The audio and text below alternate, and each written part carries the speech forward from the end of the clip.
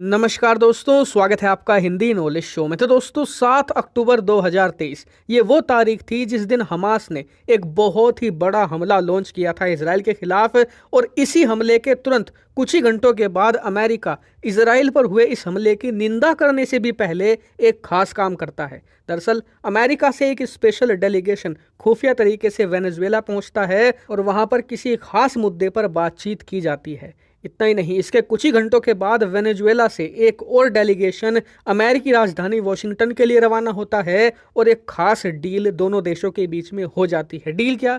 दरअसल दोनों देशों ने यह तय किया कि पिछले 4 सालों से वेनेजुएला पर जो कठोर प्रतिबंध लगाए गए थे उनमें रिलैक्सेशन दी जाएगी और वेनेजुएला ज़्यादा से ज़्यादा तेल अब मार्केट में बेच पाएगा और दुनिया के बाकी देश भी लिमिटेड संख्या में ही सही लेकिन तेल खरीद पाएंगे वेनेजुएला से। अब ये खबर तमाम अरब देशों के लिए, चाहे वो ईरान हो, सऊदी हो, इराक हो या फिर रूस ही क्यों ना हो, इन सब के लिए बहुत बुरी थी। वहीं भारत, चीन और वो तमाम देश जो कि तेल खरीदने में अव्वल थे उनके लिए तो एक वरदान साबित हुई। लेकिन अमेरिका ने अचानक से वो कठोर प्रतिबंध वेनेजुएला पर से क्यों हटा लिए जिसके लिए वो पूरी दुनिया से भिड़ गया था? दरअसल इसका कारण था इजराइल हमास युद्ध। क्योंकि अमेरिका को 7 अक्टूबर को ही अंदाजा हो गया था कि हमास ने इस बार जो हमला किया है वो कोई छोटा मोटा रॉकेट अटैक नहीं है, वो एक फुल फ्लेज्ड युद्ध है और इसका बदला इजराइल बहुत ही भयानक तरीके से लेगा जिससे कि पूरे अरब वर्ल्ड में अस्थिरता आ सकती है। ऐसे में दुनिया भर की जो ऑयल सप्लाई है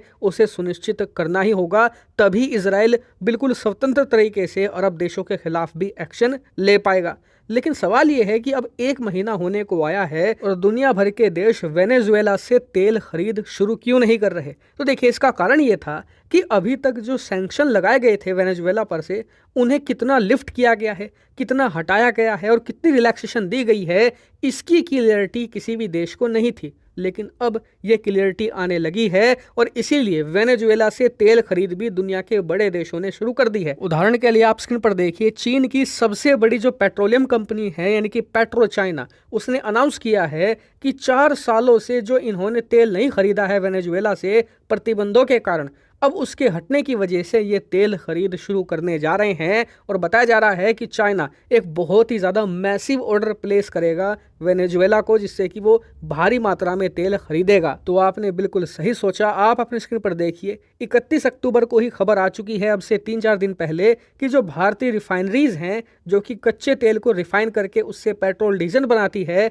वो भी अब तैयारियों में जुट चुकी है वेनेजुएला से तेल खरीदने को लेकर, क्योंकि उन्हें सरकार की तरफ से इशारा मिल चुका है और इसकी पुष्टि की है खुद भारतीय सरकार ने। आप अपनी स्क्रीन पर देखिए, भारत के जो केंद्रीय पेट्रोलियम मिनिस्टर हैं हरदीप सिंह पुरी जी, उन्होंने खुद कहा है कि भारत वेनेजुएला से तेल खरीद सकता है लेकिन डिस्काउंट जानने के बाद। जी हां, अभी तक भारत को इस बात की श्योरिटी नहीं हुई है कि वेनेजुएला किस रेट पर तेल बेचेगा।